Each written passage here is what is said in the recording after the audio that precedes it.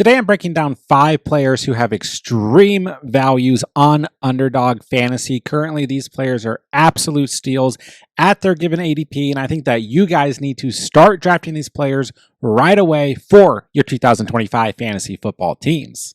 Let's start the video off with Chris Godwin of the Tampa Bay Buccaneers, currently going at an ADP of 64.1 on Underdog Fantasy.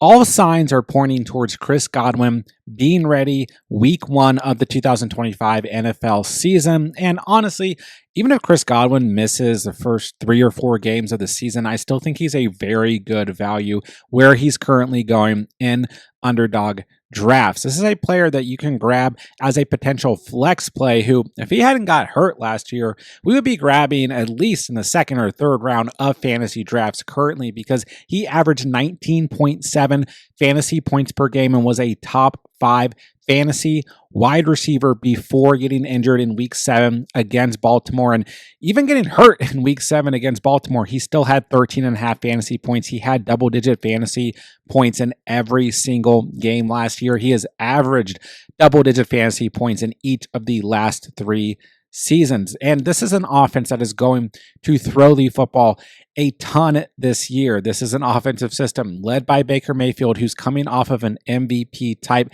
caliber season with a plethora of offensive weapons to choose from, one of those being Chris Godwin. And sometimes people look at things like there's too many, players on the field, too many potential targets to go around, could hurt a player potentially like Chris Godwin. We have Mike Evans lining up. We have a fresh rookie wide receiver like Emeka Egbuka lining up. We have a player who broke out last year in Jalen McMillan. We have 2 very good running backs. We have a good tight end. I get it. It is a loaded offense here, but I always try to encourage you guys, look at these situations as a positive thing for players like Chris Godwin. There's going to be less defensive pressure when opposing defenses have to account for all those players that we just listed. I think this offense is going to put up a lot of points this year, be in the red zone a lot, and as soon as Chris Godwin is back and healthy on the field, and like I said, all signs are pointing towards week 1, he's going to be an absolute monster week in and week out when it comes to fantasy football. So for me, especially in a format where we're playing 3 wide receivers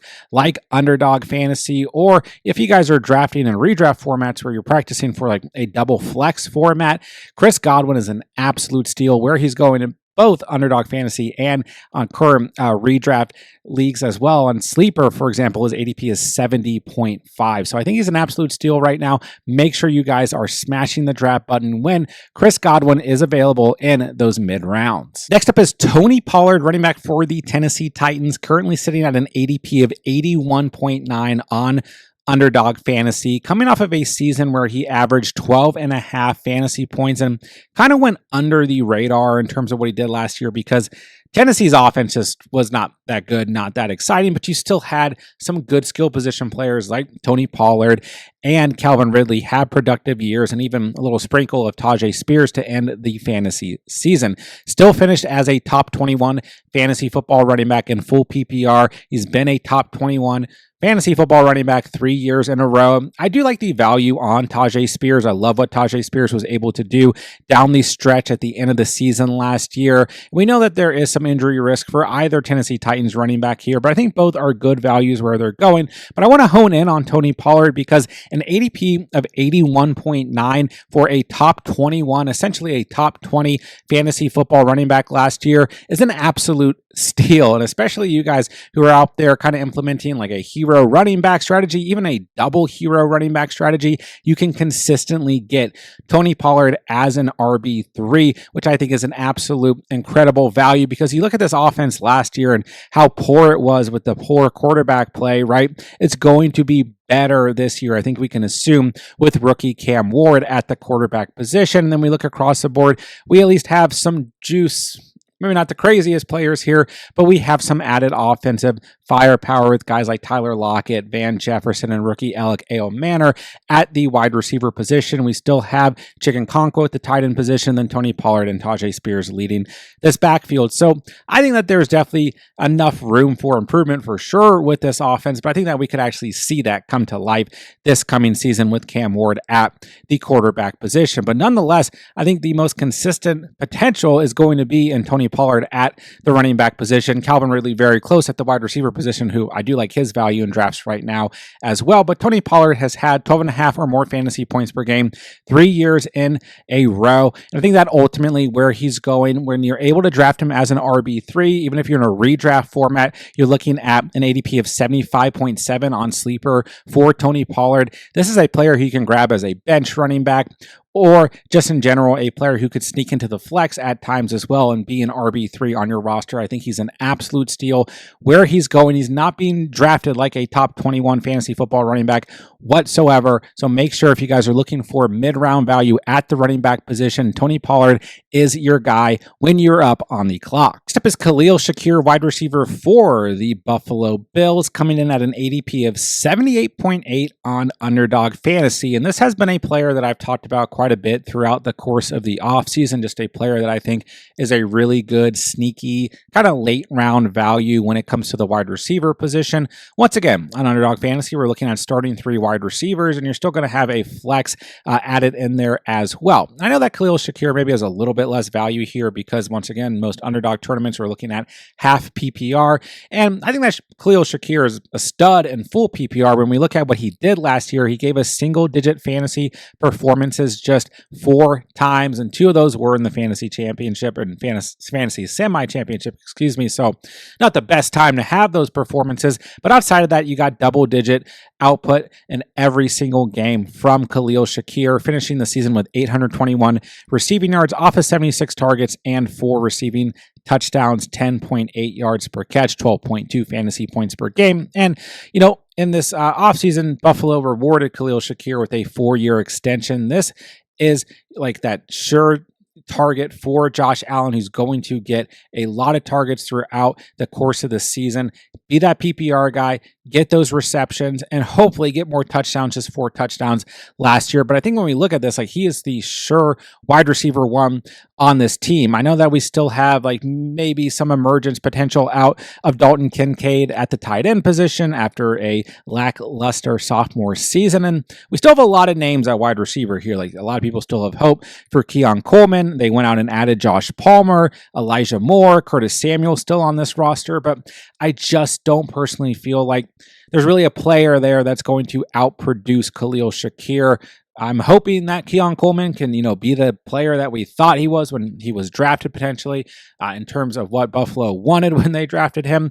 And, I'm not counting out guys like Josh Palmer or anything here. This is just one of those offenses where it's going to be a run-first offense between the talent that Josh Allen has in terms of a running quarterback. And then I still think between James Cook and Ray Davis, although we'll see what happens with James Cook, but I think he'll be back with the Bills going into 2025. We'll find out. So this isn't necessarily an offense that throws the football a ton, but the way that this offense is ran, it definitely benefits a player like Khalil Shakir. So once again, maybe a little bit less value here because this is a player who in half PPR formats is really getting his fantasy value from total receptions, but I still think with an ADP of 78.8 being the vocal point of this offense in terms of the wide receiver position, he is definitely worth the draft selection. And then in redraft formats, if you are playing in full PPR, looking for a flex type player or even a player on the bench that you can swap in at times, his ADP is 83.6. I think he's an absolute steal there as well. So Khalil Shakir,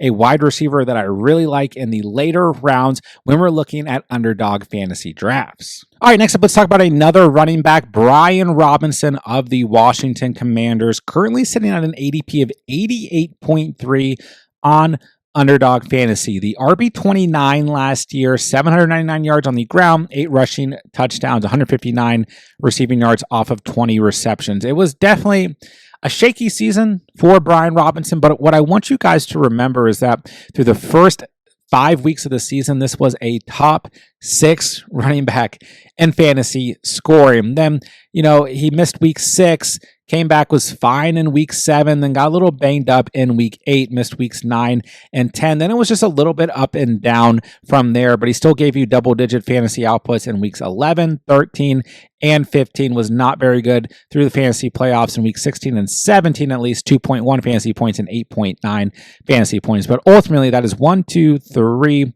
4 games last year where he gave you single-digit performances. Outside of that, you got double-digit fantasy performances out of Brian Robinson every single week, but then he also had the 3 weeks that he missed, and that really, dropped him down in terms of rankings at the end of the season.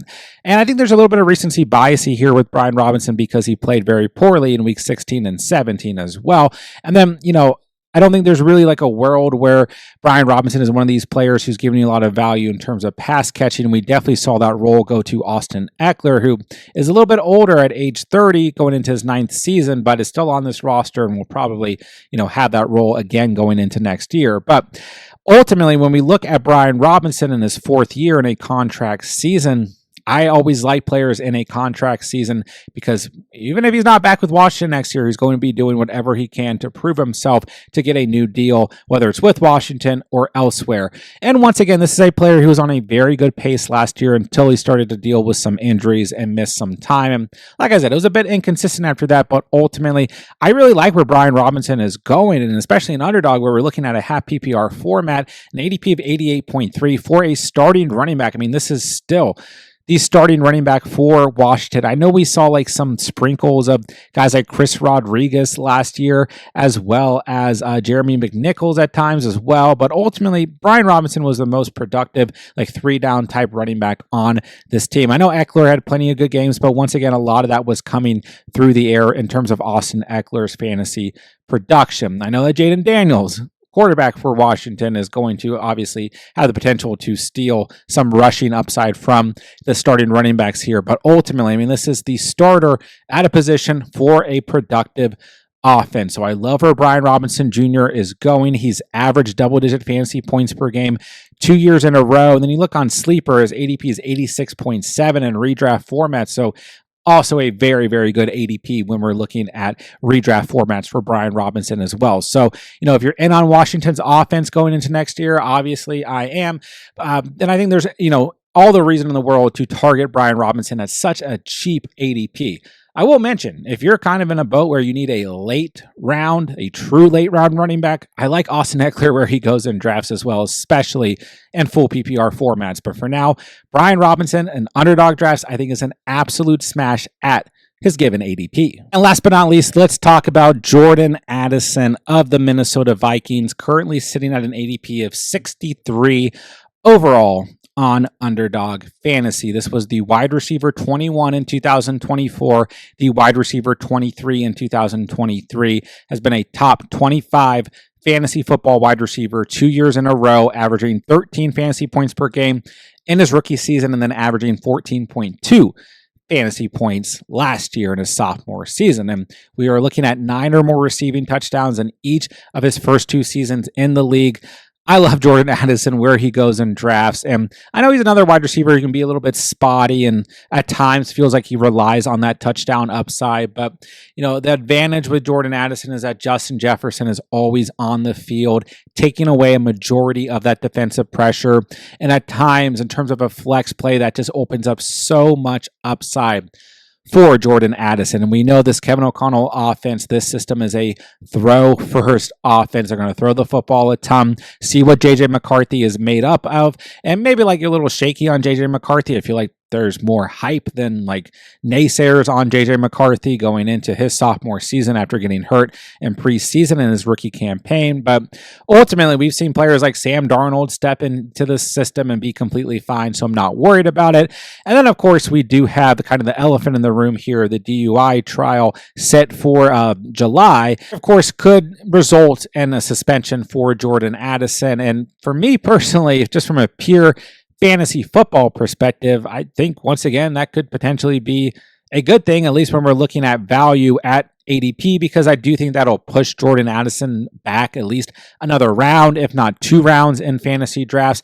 But once again, if Jordan Addison misses 3 or 4 games this year, I'm just not going to freak out about it at this given ADP. We look at last year, he missed weeks 2 and week 3 and was still the wide receiver 21 in fantasy football. Now, he doesn't always have like a ton of receptions, ton of receiving yards, 911 receiving yards in season 1, his rookie season, and just 70 receptions. And last year, 63 receptions, 875 receiving yards. But like I said, 9 receiving touchdowns last year, 10 in his rookie season. And that's something that just happens in the red zone with this team. The defensive pressure has to account for Justin Jefferson. Plus, we're going to see TJ Hawkinson fully return from injury. I still think he wasn't 100% or just back in the swing of things last year. We got a good running back room here with Aaron Jones and Jordan Mason, then at least some okay wide receiver 3s on this team too. So I think the red zone, once again, is going to be a place where Jordan Addison really shines. I mean, you look at it too, he's had 13.1 yards per catch or more in each of his first 2 seasons. He does get some big plays down the field and has that capability as well. So I like everything about Jordan Addison. I can understand if like you're a little leery because of a potential suspension here, but I just don't think it's going to be a suspension that keeps him out like 6 or more games this season. I think we're looking closer to like 3 or 4 missed games, potentially missed for Jordan Addison. And at that point, once again, I think his ADP will be pushed back even further. So right now, Jordan Addison with an ADP of 63 on Underdog, an ADP of 67.2 on Sleeper, really regardless of what the format is. Overall, I just love Jordan Addison where he's going in fantasy drafts right now. I think he's an absolute steal as we start to prepare for the 2025 fantasy season. And that'll do it for today's video. There are 5 players I think you guys need to start drafting right away in Underdog fantasy drafts. And all those guys have pretty good ADPs in regular fantasy football mock drafts as well. If you guys are new to the channel, this is all we do here all year long. Free fantasy football content, redraft, dynasty, and best ball. If you guys are into that, be sure to subscribe on the way out. If you guys have any fantasy football questions whatsoever as we approach the coming 2025 fantasy football season, drop me a comment. I'll get back to you guys as soon as I possibly can. And with that, I'll say thank you guys so much for watching and or listening. And remember, you saw it here on The Catch.